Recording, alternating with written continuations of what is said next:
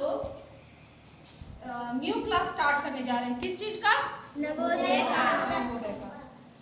आज हम लोग का नया रूटीन भी आया है ना? Yes ma'am. पूछो क्यों? क्योंकि अब टाइम आ गया है कि हम लोग स्टार्ट करें। सारे टीचर भी कुछ टीचर लीव पे थे, कुछ मैटरनिटी लीव पे थे, कुछ मेडिकल पे थे ना?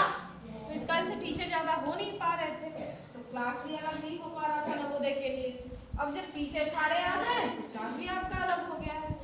तो हम लोगों ने इस लंच के बाद ही क्यों रखा? आप लोग ये सोच रहे हो कि नवोदय का क्लास लंच के बाद क्यों रखा गया? किसी के मन में ये आया क्वेश्चन? तो वो इसलिए कि लंच से पहले जो घंटी होगी उसमें आपका तो टोटल सब्जेक्ट हो जाएगा, हो जाता है ना? मैथ, इंग्लिश, ईवीएस तीनों हो जाता है। Yes ma'am. तो इसलिए हम लोगों ने सोचा ना कि क्यों ना लंच के बाद वाले घंटी हम लोग नवोदय के लिए रखें। तो आज सारे बच्चों के पास बुक अवेलेबल है क्या? No ma'am. तो कल ना छुट्टी है, जानकी नवमी का है ना छुट्टी? Yes ma'am. तो आप लोग क्या कीजिएगा, कल भर आपके पास समय है, आप बुक ले लीजिए। प्रीवियस ईयर का जो होगा बुक नवोदय वाला नया वाला आया होगा वो ले लेंगे। परसों से हम लोग रेगुलर आएंगे और बिल्कुल आराम से धीरे धीरे हम लोग आगे की ओर बढ़ते जाएंगे। तो आज फर्स्ट डे है, सबके पास बुक अवेलेबल नहीं है, क्वेश्चन बाद में करा लेंगे। अरे हम बोर्ड पे कुछ क्वेश्चन का आंसर करवाते हैं, क्वेश्चन और आंसर। तो आप लोग देखिएगा, जवाब भी देना होगा। पहला क्वेश्चन है कि निम्नलिखित में से कौन सी संख्या अभाज्य है? अभाज्य मतलब क्या हुआ? किसी को पता है अभाज्य मतलब क्या होता है?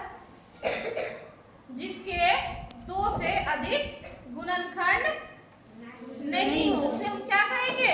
अभाज्य। तो चलिए आप लोग को पहचानना है, इसमें कुछ संख्या लिखूंगी, इसमें से कौन सा अभाज्य नहीं है। पहला है 91, दूसरा है 93, तीसरा है 95 और चौथा है 97। तो कौन सा इसमें अभाज्य नहीं है? 97। अभाज्य नहीं है बोल रहे हैं। ये तीनों अभाज्य नहीं है, ये अभाज्य है।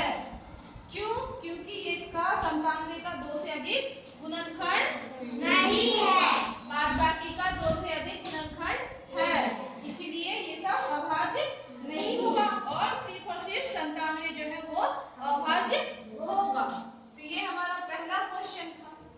दूसरा क्वेश्चन है कि 7, 0, 1, 2 और 3 से बनने वाली छोटी से छोटी सम संख्या क्या होगी? क्या होगा? सम संख्या कौन सा होगा? तो ऑप्शन 4 दिए गए, ऑप्शन देखिएगा आप लोग। Yes ma'am. देखिए ऑप्शन, पहला ऑप्शन है आपको 10372। दूसरा ऑप्शन है 10237। तीसरा है 732110। चौथा है 12370। अब इसका आंसर पता करने के लिए हमें क्या करना पड़ेगा? क्या करेंगे इसका आंसर जानने के लिए? भाग। भाग। सम संख्या मतलब क्या हुआ? सम संख्या किसे कहते हैं बताओ? जो दो से पूर्णतः विभाजित हो। तो इसमें से हम पता करने के लिए क्या करेंगे? जो ऑप्शन दिया हुआ 1, 2, 3, 4, इसमें से हम 2 से भाग लगाकर चेक करेंगे। तो सबसे पहले हम इसी को देखते हैं, देखें? तो चलिए देखते हैं। पहले 2 से इसको हम लोग भाग लगा के देखेंगे कि क्या होगा। 2 पंचे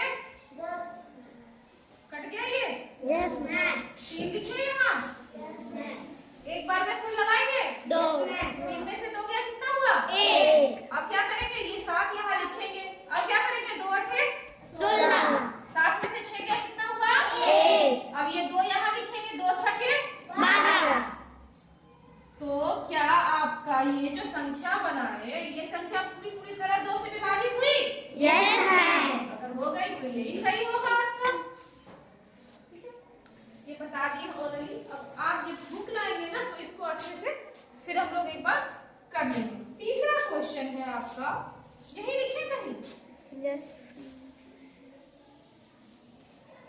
तीसरा क्वेश्चन है अंकों 4, 0 तथा 9 से बनने वाली 5 अंकों की छोटी से छोटी संख्या क्या है? 4, 0, 9 से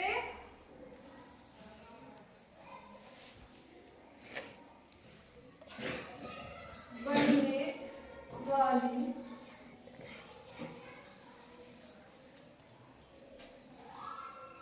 छोटी से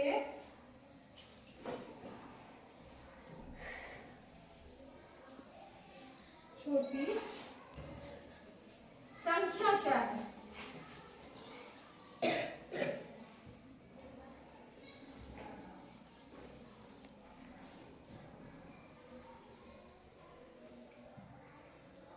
तो इसके लिए हम क्या करेंगे? दोहरा भी सकते हैं ना? Yes, ma'am. दोहरा सकते हैं। तो इसको देखते हैं हम लोग। कह रहा है 4, 0 और 9 से बनने वाली सबसे छोटी संख्या कौन सी? 5 अंक। क्यों ना हम इसको